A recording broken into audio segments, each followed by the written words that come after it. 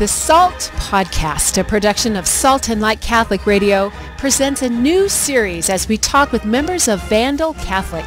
Recorded on the University of Idaho campus in Moscow, we introduce you to students and staff members who enjoy the unique space of St. Augustine's Student Center. And now your hosts, Brian Howell from Salt and Light Radio and Director of Mission for St. Augustine's, Eric Meyer. As we continue our podcast series at Vandal Catholic, the University of Idaho in Moscow, as we are talking with some of the leadership and some Vandal athletes, and that's who we have joining us here in the center, as we established that last week, that this is the center. Anything Catholic that happens on this nice little oasis here on the, what are the streets, the cross streets here? Well, Deacon Street out front, and I don't know, the street that Gambino's is on.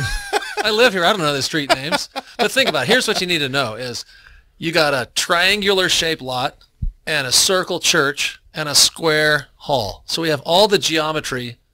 We're theologically, across the board, geometrically satisfiable. So nobody can argue our geometry in the faith. There you go. Yeah.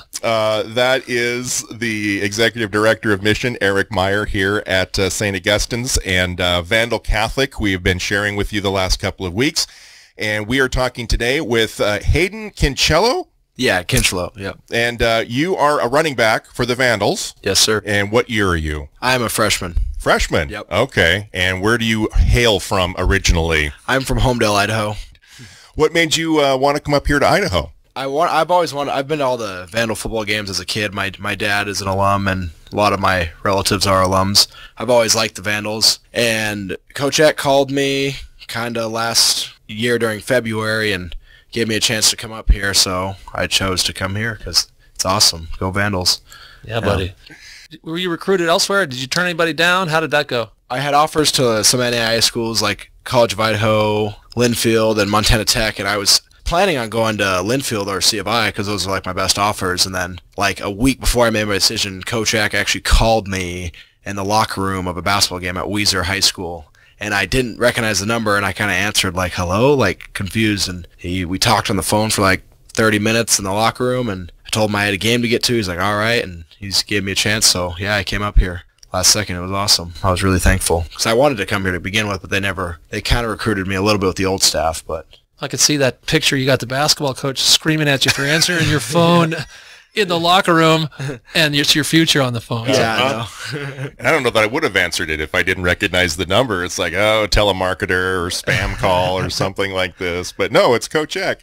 What's it like playing for him? Oh, it's awesome. He's got a lot of energy, and he treats everyone the same, and he cares about everyone. Like you could be dinked up, and he would be like, hey, how's your foot doing? Like, is it doing better? Like the other day, I needed a new pair of cleats because my old ones weren't doing very well, and he came up to me and he's like, hey, go in the equipment room. I talked to them. They got it figured out. They got a pair of cleats for you. He's very caring for everyone. It doesn't matter who you are, which I respect a lot about him and the staff he brought on, it's great.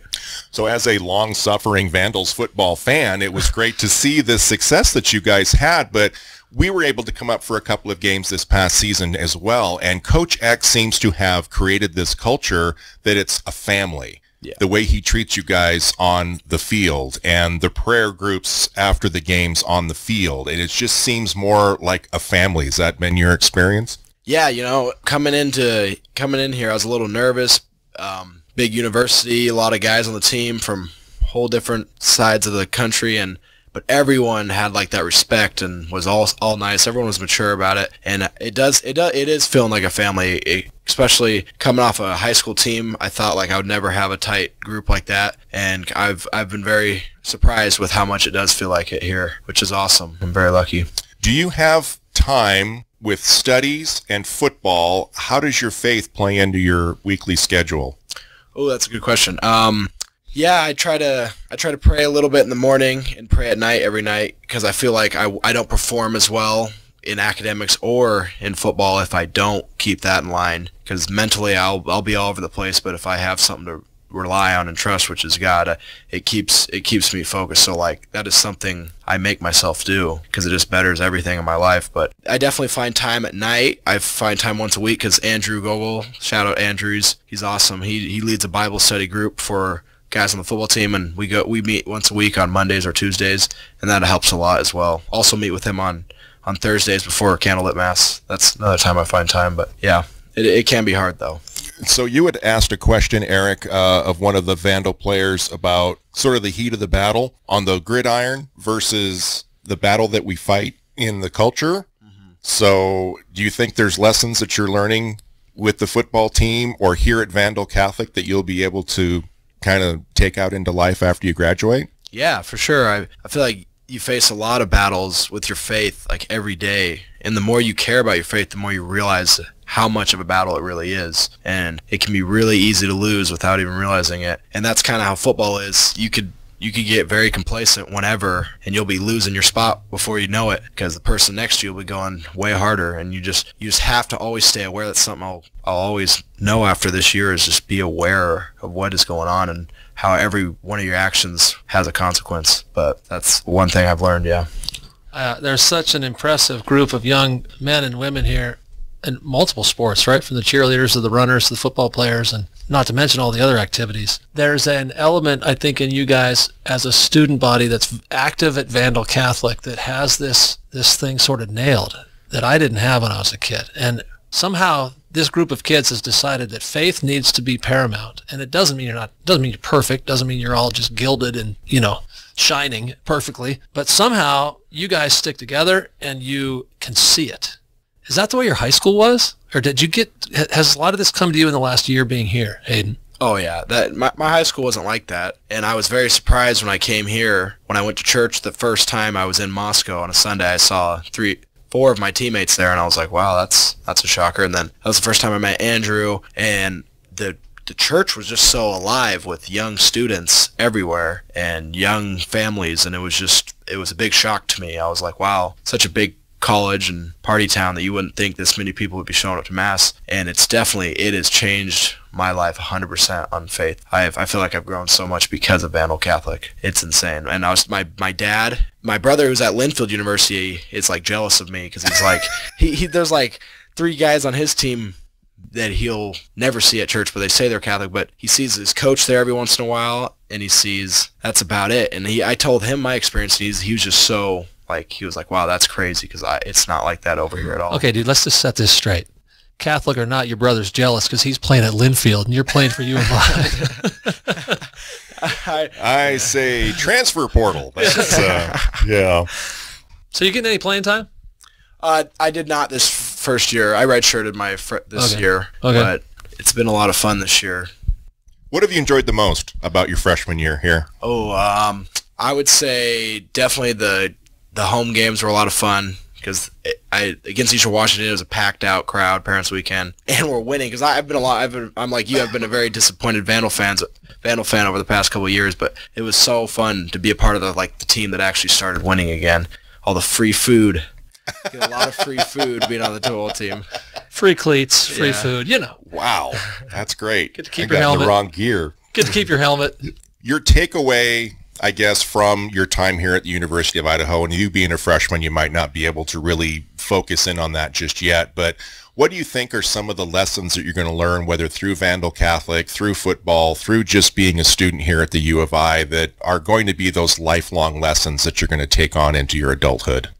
I feel like time management is one of the things football has taught me, because when I first got here, my time management skills weren't the best, and when school came in, I was kind of drowning a little bit at the beginning of the first semester, but I definitely feel like I've improved on that. And I feel like the Vandal Catholic, it has just taught me how to lead by example and not just say it, you're going to do it, and how to actually pray. And I feel like that will really help me going on with my life in the future, is learning how to pray the right way. And there's really no wrong way to pray, but I feel like I never really understood how to until I came here. But yeah. I don't know about you, Eric, but I know for myself, it was probably mid-20s before I ever went into some sort of a Bible study. So the fact that you have these football players that are getting together with Andrew and doing Bible studies is just great to hear. Yeah, I mean, you hear... Iron sharpens iron. Yeah, you hear of things like, Fellowship of Christian Athletes, and they kneel after the NFL games. The two teams come together, and, I mean, there's certainly faith in sports and that concept of conquering, but that wasn't my experience. It took me a while. Yeah. And I was a cradle Catholic, so we went to Mass all the time, every Sunday, but it didn't really affect the rest of the week until much later. To me, the metaphor is, I asked Matthias this when we were talking because he's a safety. It's like, what's it like taking down somebody bigger than you? And for you, it's kind of like, what's it like going through somebody bigger than you? Yeah. And how does that reflect life? I think it's an exact metaphor. Yeah. Because there's a whole lot of things in life that are bigger than you. Yeah. And you got to go. You just have to. Honestly, when I'm running the ball, when I see one of our 300-pound D tackles, I normally try to juke. I'm not trying to run through them.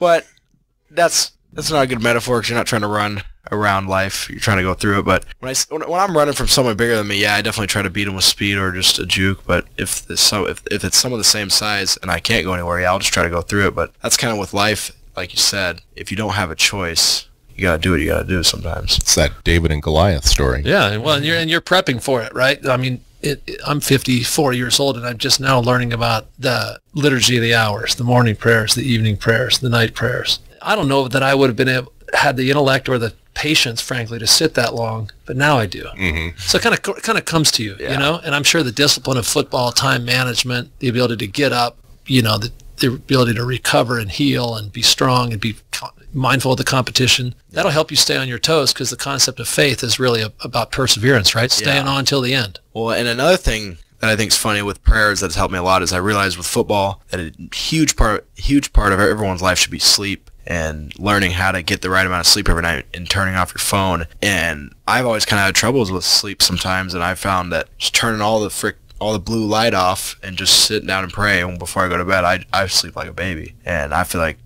I'm going to be doing that for the rest of my life now, and it's been life-changing, yeah, for sure. That's some good advice right there. Yeah, because not all of us have Coach Eck to wear us out over in the dome, so no. I know I would sleep like a baby if I had to go through one of those workouts. In your short time here on campus, how do you feel that you've grown spiritually? Compared to your life in Homedale growing up and now being up here in Moscow, do you feel like there's been much spiritual growth in your life? Yeah, 100%. I feel like I understand the Bible a lot better now in the difference between the Old Testament and the New Testament because I'm a cradle Catholic just like you. And we went to Mass every Sunday or Saturday just because, now I'll be honest, my parents just made us as kids. We kind of just went because my parents made us, but I didn't realize the importance of it until being here really and how much deeper the faith actually is and how much I've learned how to actually read the Bible. And when someone gives me a verse, I know how to actually look it up now because of Andrew and because of Matthias and being surrounded with such great guys. It has helped me a lot, and I have grown a lot. I'm not just saying that. Well, I'll tell you, Hayden, that's why Vandal Catholic and this kind of play, you're helpful here because this is outreach, right? We want people to hear about Vandal Catholic in Boise and around the state and the Northwest. That's a great place for young Catholics to go because your parents hand you off to the academics and they hand you off to the faith because it has to become yours, and that's what you're finding here. Yeah. Which is it's a chance for the faith not to fall apart and dissolve. Because it's too powerful. It's too good. We can't. It's a shame that it dissolves in too many young people. I see it every day, yeah. That's one thing my parents, and I was surprised about, is normally when you send your kid off to college, they'll come back and you'll call and be like, hey, did you go to Mass? They'll be like, no, I skipped. And normally you see it does dissolve very easily. It's easy to let it dissolve. It's hard to actually, but I was so surprised with how much, like, it's better now. Like, I'm more into it now, and I understand the importance of it. And it is because of Vandal Catholic, and I think it's cool because in our Bible study, you don't have to be Catholic to be a part of the Bible study. Like, I think 4 of the 9 guys in our Bible study are Catholic, and other guys are just interested. Other guys, some are Protestant, some are Christian, but they're just interested. And that's the one thing we can be there for, is help them with their journey that they're on. So then, final question for you is, I've interviewed dozens of young people in the 10 years that I've been with Salt and Light Radio, but I always like to ask this question because you brought it up about having to go to Mass with Mom and Dad, and now you want to go to Mass. Yeah. So what flipped that switch? What encounter did you have here recently that you now own your Catholic faith? It's not something that's being pushed on you by your mom and dad. It's something that you want to take ownership of. When did that happen, do you think? it happened twice. It happened my sophomore year and it happened my freshman year here. My sophomore year was it's when I got confirmed during COVID, and I kind of, it's another one of those things, I kind of was just in the classes because mom and dad put me in them. And then I kind of confirmed and realized it's kind of a big deal, but I'll worry about it later in life. And then during COVID, there was an earthquake in Idaho, and that had never happened. And I started researching stuff, and I thought the end of the world was coming. And so I was like, man, I need to get right with God.